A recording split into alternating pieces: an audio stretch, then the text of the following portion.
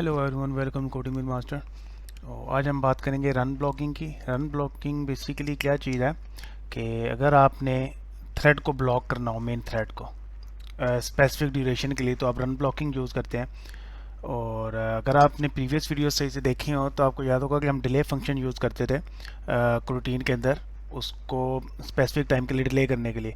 लेकिन वो जो स्पेसिफिक टाइम के लिए डिले है वो हमारा जो थ्रेड है जिसमें रूटीन रन हो रही होती है उसको ब्लॉक नहीं करता। लेकिन हमारे पास एक ऐसा ब्लॉक है जो कि अगर हम उसमें डिले फंक्शन को यूज़ करें तो वो कंप्लीट मेन थ्रेड को स्पेसिफिक टाइम के लिए ब्लॉक कर सकता है। तो हम चेक करते हैं रन ब्लॉकिंग कैसे यूज़ करनी है। हम यहाँ पे लिखेंगे रन ब्लॉकिंग इस तरीके से। और मेन डिफरेंस क्या है इन दोनों के अंदर, अगर मैं यहाँ पर global scope dot launch use करूँ मेन थ्रेड के अंदर तो इन दोनों में बेसिकली डिफरेंस क्या है। यहाँ पे रन ब्लॉकिंग अगर आप नोटिस करें तो दोनों को रूटीन स्कोप ही हैं। यहाँ पर अगर मैं डिले फंक्शन इधर यूज़ करता हूँ इस तरीके से 4000 मिलीसेकंड्स के लिए, तो ये डिले फंक्शन हम बेसिकली हमारा जो मेन थ्रेड है उसको पॉज नहीं करेगा, मतलब उसको ये ब्लॉक नहीं करेगा ये वाला डिले। लेकिन अगर मैं यही डिले फंक्शन यहाँ पर एग्जीक्यूट करूँ तो ये डिले फंक्शन हमारा जो मेन थ्रेड है उसको 4000 मिली सेकेंड्स के लिए, मतलब 4 सेकेंड्स के लिए ब्लॉक कर देगा। तो हमारी जो यूआई ऑपरेशन हैं वो यहाँ पर पॉसिबल नहीं है अगर मैं यहाँ पर डिले को यूज़ करता हूँ। तो फिर बात ये आती है कि रन ब्लॉकिंग की ज़रूरत क्यों है, जब हम ऐसे ही फंक्शनैलिटीज़ परफॉर्म कर सकते हैं जिसमें हमारा जो मेन थ्रेड है वो ब्लॉक नहीं हो रहा और हमारा वर्क भी चल रहा है। तो ये बेसिकली ज़्यादातर यूज़ होता है जे यूनिट टेस्टिंग के अंदर, जहाँ पर आपको जो सस्पेंड फंक्शंस हैं वो कॉल करने पड़ते हैं टेस्ट फंक्शन से, राइट। तो सस्पेंड फंक्शंस जैसा कि आपने पढ़ा है कि या तो किसी और सस्पेंड फंक्शन से कॉल किए जाते हैं या विद इन रूटीन, राइट। तो जो रन ब्लॉकिंग है वो क्या करती है, मेन थ्रेड को ब्लॉक कर देती है स्पेसिफिक ड्यूरेशन के लिए। यहाँ पर जैसे 4000 मिली सेकेंड्स के लिए, मीन 4 सेकेंड्स के लिए ब्लॉक कर रही है। और ये डिले फंक्शन बेसिकली क्या चीज़ है, हमारा सस्पेंड फंक्शन ही है मेन। आप मेन थ्रेड से सस्पेंड फंक्शंस को कॉल करवा सकते हैं अगर आप रन ब्लॉकिंग का यूज़ कर रहे हैं। तो रन ब्लॉकिंग का एक और यूजेज आपको समझ लग रही होगी कि मेन थ्रेड से अगर आपने सस्पेंड फंक्शंस को कॉल करवाना हो।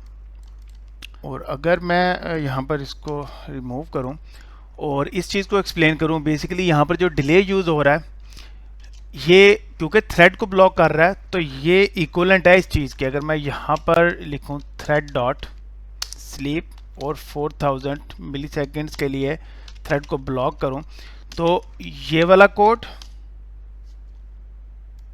और ये चीज़ इक्वल है।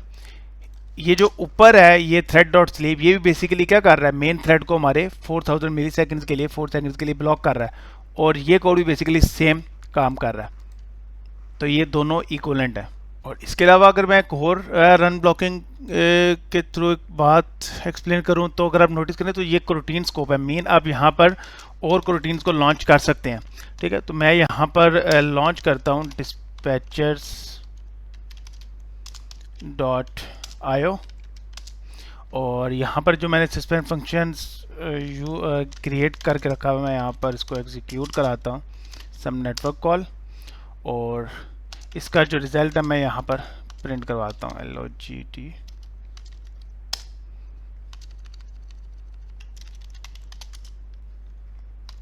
रिजल्ट। और इसी तरीके से मैं यहाँ पर एक और करता हूँ रिजल्ट